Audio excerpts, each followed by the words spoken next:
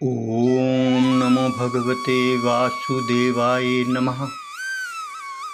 संक्षिप्त महाभारत कथा आदि पर्व के अंतर्गत भाग 12।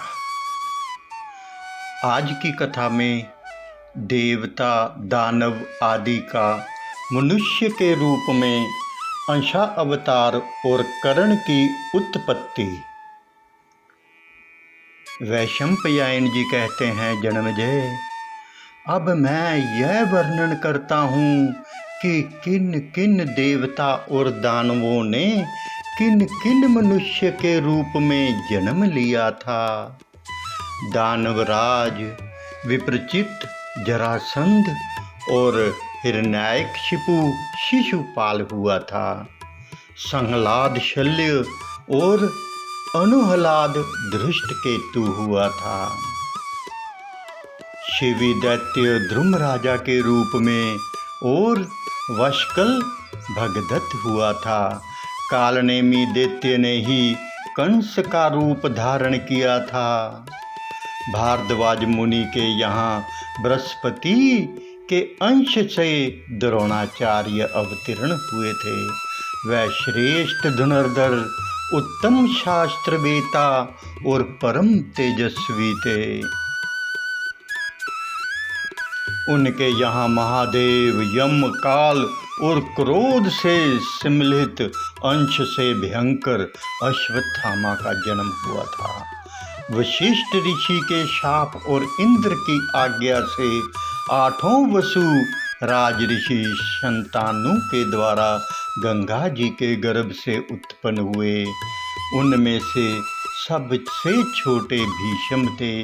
वह कौरवों के रक्षक, वेदवेता, ज्ञानी और श्रेष्ठ वक्ता थे। उन्होंने भगवान परशुराम से युद्ध किया था। रुद्र के एक गण ने कृपाचार्य के रूप में अवतार लिया था। द्वापर युग के अंश से शाकुनी का जन्म हुआ था। मरुदगण के अंश से वीरवर, सत्यवादी सात्यकी, राजऋषि द्रुपद, कृतवर्मा और विराट का जन्म हुआ था।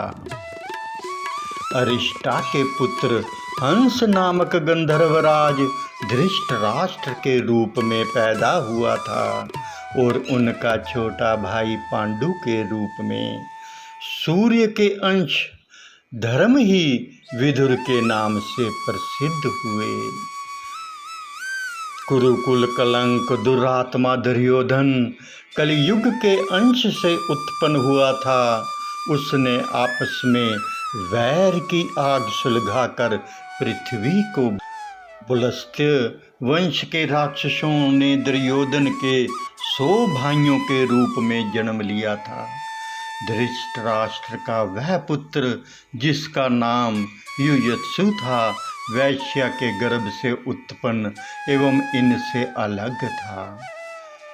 युधिष्ठिर धर्म के, भीमसेन वायु के, अर्जुन इंद्र के तथा नकुल सहदेव अश्वनी कुमारों के अंश से उत्पन्न हुए थे। चंद्रमा का पुत्र वर्चा अभिमन्यु हुआ था। वर्चा के जन्म के समय चंद्रमा ने देवताओं से कहा था, मैं अपने प्राण प्यारे पुत्र को नहीं भेजना चाहता, फिर भी इस काम से पीछे हटना उचित नहीं जान पड़ता। असुरों का वध करना भी तो अपना ही काम है, इसलिए वर्चा मनुष्य बनेगा तो सही, परंतु वहाँ अधिक दिनों तक नहीं रहेगा। इंद्र के अंश से नरावतार अर्जुन होगा, जो नारायणावतार श्री कृष्ण से मित्रता करेगा। मेरा पुत्र अर्जुन का ही पुत्र होगा। नर नारायण की उपस्थिति ना रहने पर मेरा पुत्र चक्रव्यूह का भेदन करेगा और घमासान युद्ध करके बड़े बड़े महारथियों को चिकित कर देगा। दिन भर युद्ध करने के बाद सायंकाल में वह मुझसे आ मिलेगा। इसकी पत्नी से जो पुत्र होगा वही कुरुकुल का वंशधर होगा। सभी देवताओं ने चंद्रमा की इस उक्ति का अनुमोदन किया। जन्मेजय, वही आपके दादा अभिमन्यु थे। अग्नि के अंश से धृष्टद्युम्न ने, एक और राक्षस के अंश से शिखंडी का जन्म हुआ था। विश्वदेवगण द्रौपदी के 5 पुत्र प्रतिविंध्य, श्रुतसोम, श्रुतकीर्ति, शतनीक और श्रुतसेन के रूप में पैदा हुए थे। वासुदेव के पिता का नाम शूरसेन था। उनकी एक अनुपम रूपवती कन्या थी जिसका नाम था प्रथा।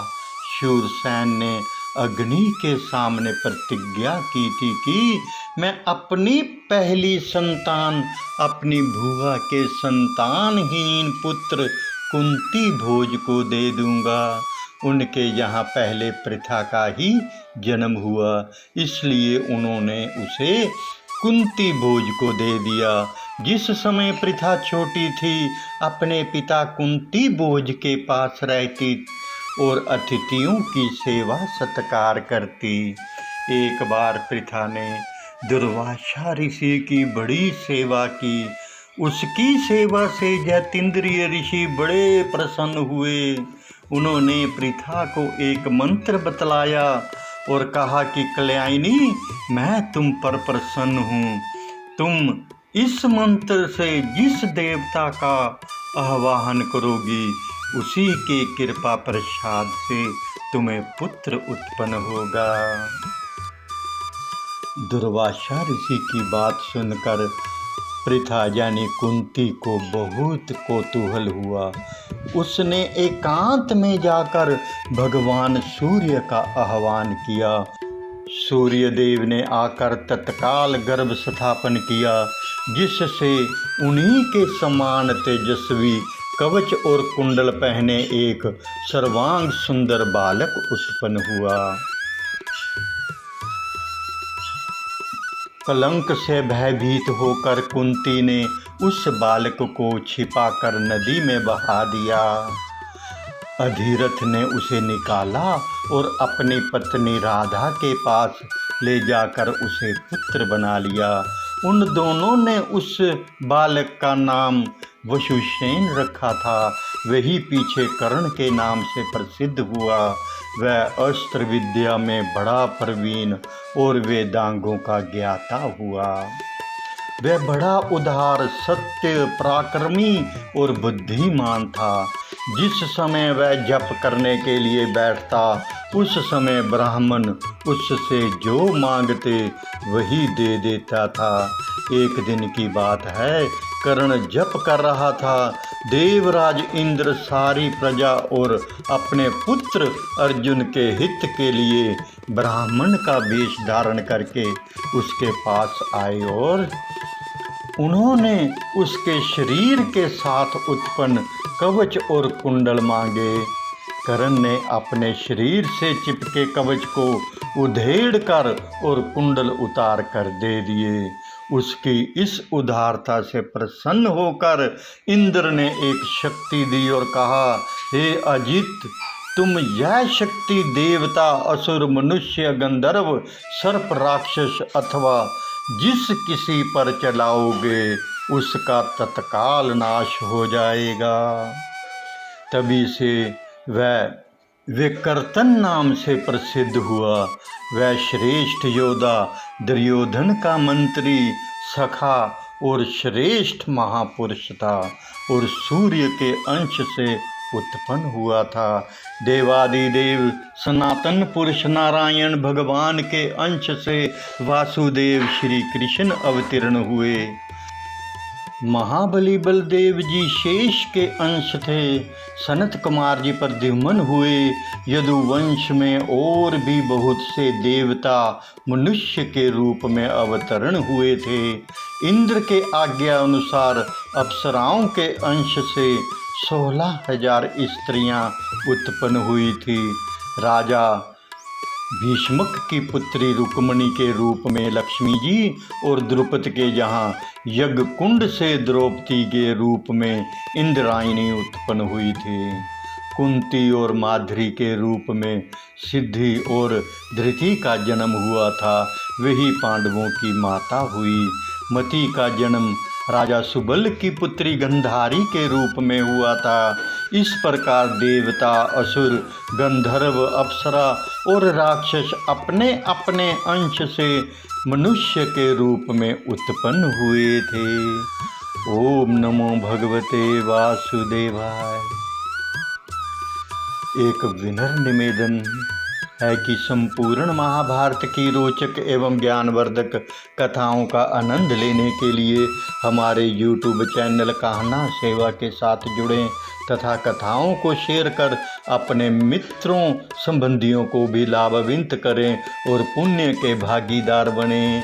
हरे कृष्ण कृष्ण कृष्ण हरे हरे, हरे राम राम राम हरे हरे। जय श्री कृष्ण।